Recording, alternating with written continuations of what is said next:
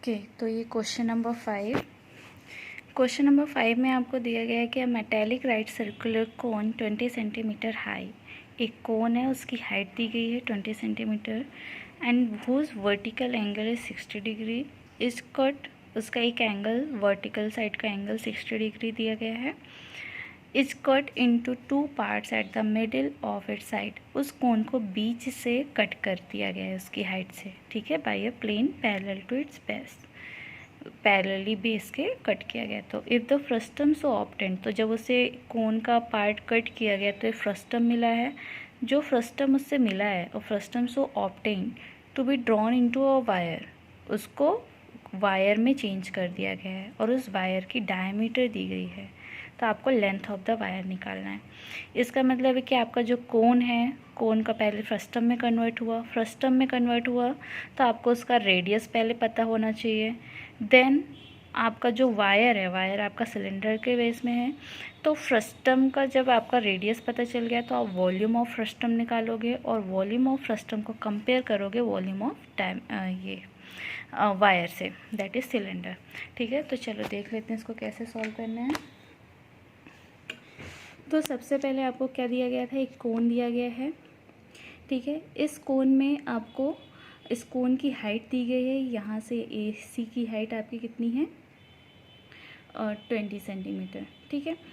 AC की height दे दी गई है। अब इसको बोला जा रहा है कि इसको इसकी हाइट के मिडिल पार्ट से कट किया गया है, ठीक है। तो मैंने जब 20 से इसको कट किया तो आपका जो हाइट है 10 में डिवाइड हो गया, ठीक है। और इसका बोला गया था स्टार्टिंग में इस कोन का जो वर्टिकल एंगल, तो वो इस एंगल की बात कर रहे हैं। ये वर्टिकल एंगल की वैल्यू कितनी थी 60 डिग्री, ठीक है।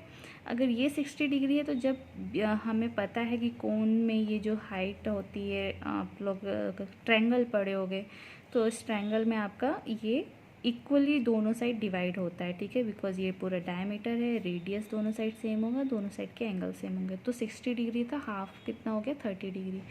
अब हमें सबसे पहले इसमें क्या निकालना होगा, रेडियस, ठीक है। तो रेडियस निकालने के लिए हमें, अभी तुम लोग ने एक चीज़ नहीं पढ़ी है तो उससे बस अभी देख लो कैसे मैंने किया है, बाकी आप जब पढ़ोगे तो आपको आ जाएगा। तो सबसे पहले आपको सब ट्रायंगल दिख रहा है, ट्रायंगल ABC। ट्रायंगल ABC में राइट एंगल ट्रायंगल बन रहा है जो कि यहाँ पे 90 डिग्री का बनेगा, ठीक है। ये हमें पता है कि कोन में बीच में आपका एंगल कितने का होता है 90 डिग्री, और जब भी किसी ट्रायंगल में एक एंगल 90 डिग्री होता है तो वो राइट एंगल ट्रायंगल कहलाता है। तो जब भी राइट एंगल ट्रायंगल की बात होगी, ठीक है, तो उसमें हमारी ट्रिग्नोमेट्री और पाइथागोरस दो चीज़ हमेशा काम आते हैं, ठीक है। तो ट्रिग्नोमेट्री का यहाँ पे यूज़ है क्योंकि आपको यहाँ पे सिर्फ एक साइड की वैल्यू दी गई है AC और एक एंगल पता है, ठीक है। सो सबसे पहले हम स्टार्ट करते हैं इन ट्रायंगल ABC। तो ट्रायंगल ABC में हम लेंगे tan 30 डिग्री, ठीक है। tan 30 डिग्री क्यों, क्योंकि यहाँ पे एंगल 30 डिग्री था तो tan 30 डिग्री, और tan थीटा इक्वल टू होता है actually, tan theta always perpendicular upon base होता है, ठीक है। तो tan का ये कोई सा भी एंगल हो परपेंडिकुलर बेस होगा। यहाँ पे एंगल की वैल्यू 30 डिग्री थी तो tan 30 equal to perpendicular upon base. अब इस ट्रायंगल में हम कौन सा परपेंडिकुलर लेंगे, AC लेंगे कि AB। तो जो भी आपका बेस एंगल था, यहाँ पे 30 को मैंने बेस एंगल लिया था, इसके अपोजिट वाली साइड हमेशा आपका परपेंडिकुलर होगा, ठीक है। ये नहीं कि मैम यहाँ पे ये परपेंडिकुलर है, ऐसा नहीं होगा। जिस पे वो एंगल बना है उसे हम बेस ट्रीट करेंगे और उसके अपोजिट वाली साइड को हम हमेशा परपेंडिकुलर ट्रीट करेंगे, ठीक है। तो that's why perpendicular upon base formula होता है। तो परपेंडिकुलर की वैल्यू हम लेंगे AB और बेस की वैल्यू AC लिया, ठीक है। तो AB अपॉन AC हो गया। AB की वैल्यू हमें नहीं पता है, AC की वैल्यू आपको पता था 20, ठीक है। तो वह वैल्यू हमने पुट कर दी। नाउ tan 30 डिग्री की वैल्यू होती है 1/√3, ठीक है। तो 1/√3 आप लोग चाहे तो ट्रिग्नोमेट्री वाला जिनके पास बुक है चैप्टर ओपन करना है, उसमें कुछ फॉर्मूले की लिस्ट लिखी हुई है, टेबल टाइप का बना है, उसे आप लोग देख लेना, ठीक है। सो 1/√3 इक्वल टू AB/20, इसको सिंप्लीफाई किया, 20 उधर गया तो AB की वैल्यू 20/√3 आ गया, ठीक है। सिमिलरली आपके पास दूसरा ट्रायंगल दिख रहा है DEC, तो उसमें भी हम वही चीज़ करेंगे। तो इन ट्रायंगल DEC उसमें भी एंगल आपका 30 डिग्री है, ठीक है। तो 30 degree equal to perpendicular upon base, और परपेंडिकुलर अगेन यहाँ पे क्या हो जाएगा, DE अपॉन DC।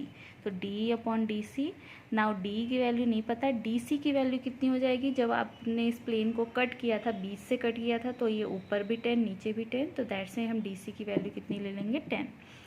ओके, तो 1/√3 इक्वल टू DE अपॉन 10 आ गया, यहाँ से DE की वैल्यू आ गई 10/√3। अब आपको क्या करना है, dimension of frustum, dimension of wire, ये अलग से आप लिख लेना है, ठीक है।